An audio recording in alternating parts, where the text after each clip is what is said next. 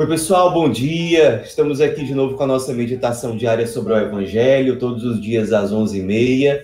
Você pode, claro, acompanhar a gravação aqui no YouTube depois, quantas vezes quiser. Compartilhe com outras pessoas que você acredita que precisam ou que vão ser enriquecidas com esse conteúdo, evangelizando junto com a gente. E um abraço especial, como sempre, aos irmãos das casas de acolhimento da Obra Lumen, que são muito fiéis aí em nos acompanhar e rezar com essas meditações todos os dias. Sejam bem-vindos, viu? Então, como sempre, vamos nos colocar em oração. Em nome do Pai, do Filho e do Espírito Santo. Amém.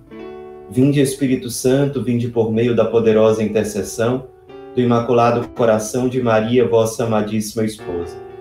Vinde, Espírito Santo, vinde por meio da poderosa intercessão do Imaculado Coração de Maria, vossa amadíssima esposa. Vinde, Espírito Santo, vinde por meio da poderosa intercessão do Imaculado Coração de Maria, vossa amadíssima esposa. Vinde, Senhor, iluminar nossa mente, nosso coração, todo o nosso ser, nossa alma seja terra fértil, a acolher as sementes da Tua palavra, que ela venha gerar em nós muitos frutos de conversão e de ressurreição. Mais uma vez, Tua palavra seja nosso alimento a nos fortificar, nossa luz a nos conduzir e orientar. Fica conosco, Senhor, porque sem Ti nada nós podemos fazer. Pai nosso que estais nos céus, santificado seja o vosso nome, venha a nós o vosso reino, seja feita a vossa vontade, assim na terra como no céu. O pão nosso de cada dia nos dai hoje, perdoai-nos as nossas ofensas, assim como nós perdoamos a quem nos tem ofendido, e não nos deixeis cair em tentação, mas livrai-nos do mal. Glória ao Pai, ao Filho e ao Espírito Santo, como era no princípio, agora e sempre. Amém. Em nome do Pai, do Filho e do Espírito Santo. Amém. O Evangelho de hoje está em Mateus 5, de 1 a 12. Naquele tempo, vendo Jesus as multidões, subiu ao monte e sentou-se. Os discípulos aproximaram-se e Jesus começou a ensiná-los. Bem-aventurados os pobres em espírito, porque deles é o reino dos céus. Bem-aventurados os aflitos, porque serão consolados. Bem-aventurados os mansos, porque possuirão a terra. Bem-aventurados os que têm fome e sede de justiça, porque serão saciados. Bem-aventurados os misericordiosos, porque alcançarão misericórdia.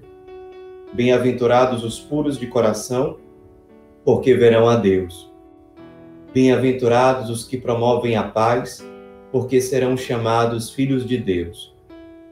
Bem-aventurados os que são perseguidos por causa da justiça, porque deles é o reino dos céus. Bem-aventurados sois vós, quando vos injuriarem e perseguirem, e mentindo disserem todo tipo de mal contra vós, por causa de mim. Alegrai-vos e exultai, porque será grande a vossa recompensa nos céus. Do mesmo modo, perseguiram os profetas que vieram antes de vós.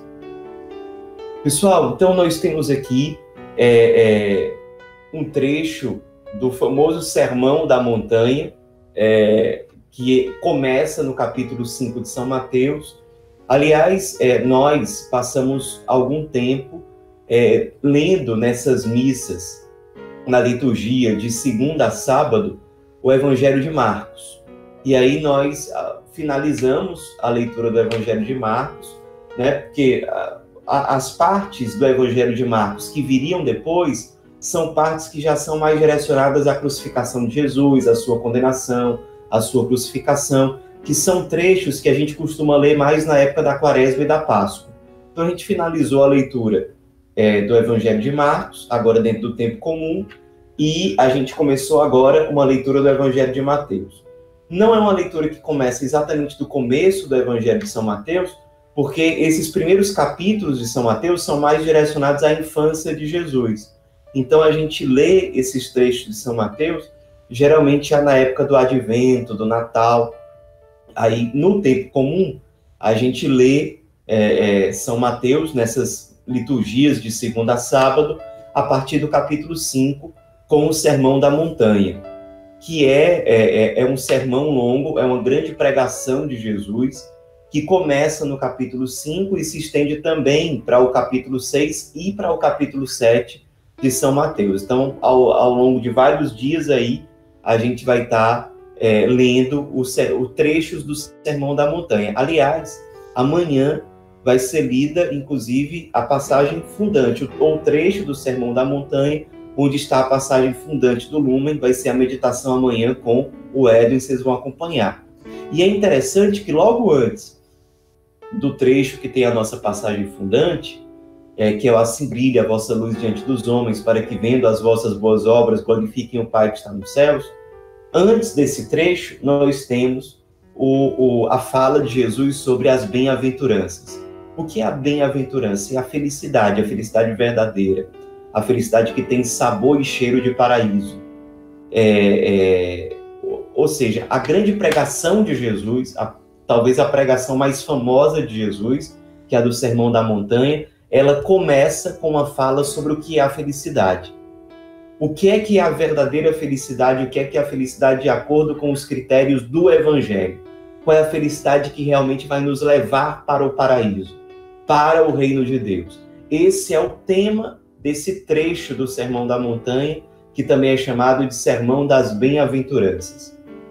Quem quiser depois ter uma reflexão mais detalhada e mais aprofundada, que é o que a gente não vai poder fazer aqui, sobre esse trecho aqui das Bem-aventuranças, pode procurar lá no canal Vocacional Lumen, no YouTube, nos vídeos que tem lá sobre o fórum do Lumen, sobre a sexualidade e afetividade, você vai encontrar o vídeo correspondente ao domingo do fórum. Lá no vídeo do domingo do fórum de afetividade e sexualidade, você vai encontrar uma formação que eu dei destrinchando esse trecho aqui das bem-aventuranças. Então, para quem quiser algo mais detalhado, mais aprofundado, uma reflexão mais longa, mais extensa, vai encontrar lá no canal Vocacional Lumen, tá certo? Como o trecho é grande, são várias bem-aventuranças, eu queria me deter aqui na nossa reflexão diária, na primeira e na última bem-aventurança. Primeiro, Jesus sobe ao monte. O monte na Bíblia é sempre apresentado, ou muitas vezes apresentado, como lugar de encontro com Deus. Para dizer que essa pregação vai ser uma experiência, para aqueles que escutam atentamente, uma experiência de encontro verdadeiro com Deus. Jesus está sobre o monte e ele se senta.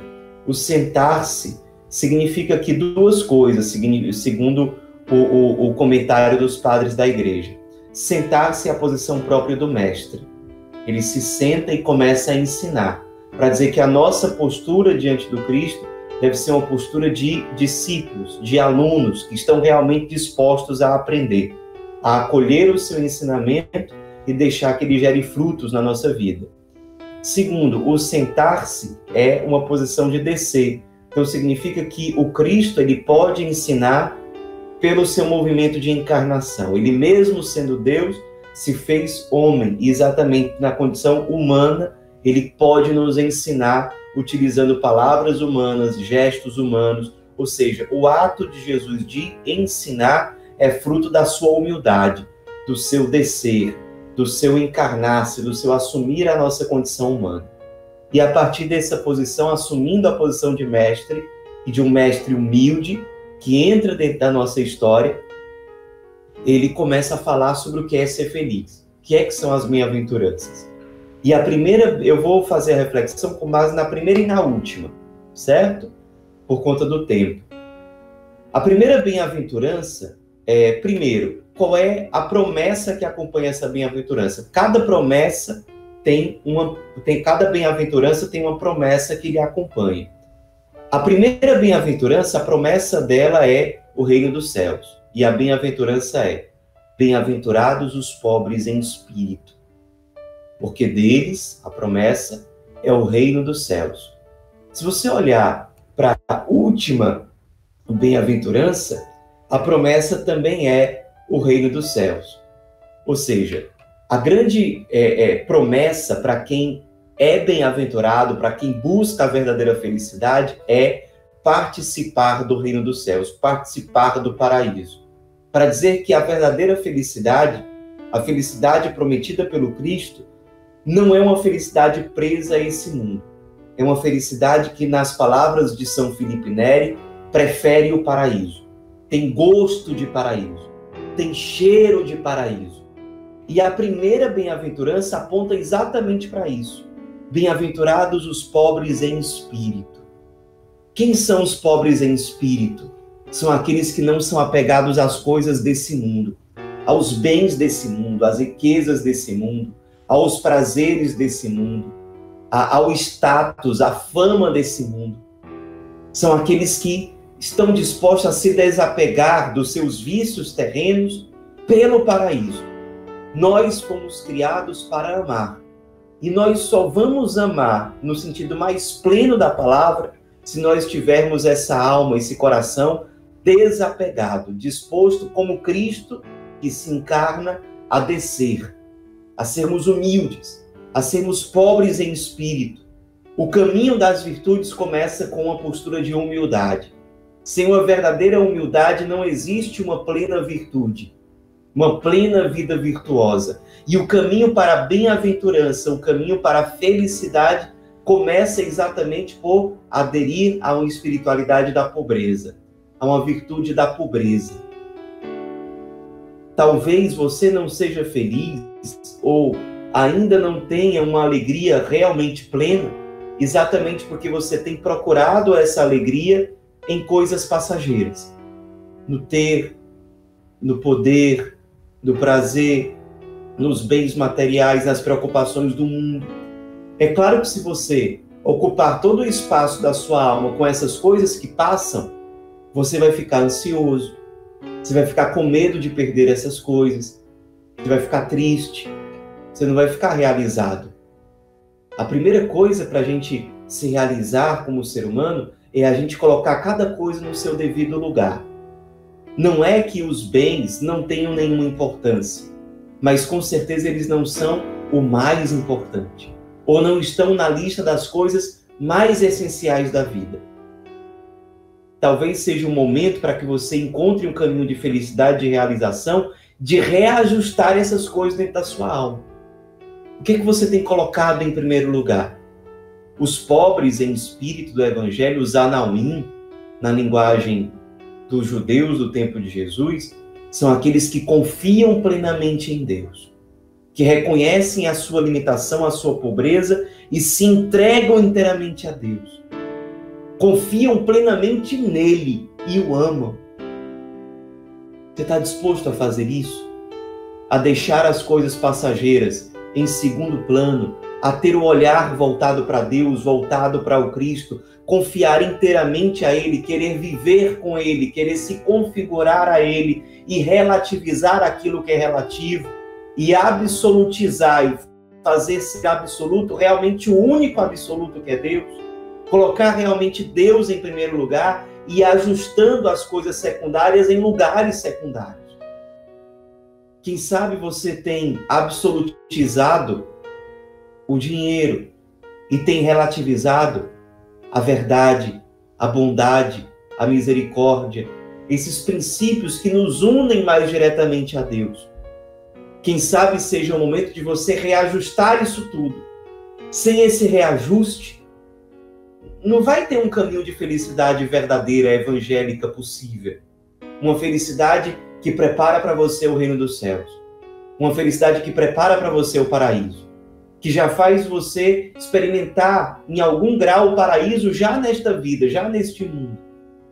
Diz Jesus em outro trecho do Evangelho: do que adianta o homem ganhar o mundo inteiro e perder a sua vida? O que adianta essas preocupações mundanas se você se perde, se sua alma se perde, se você não tem paz?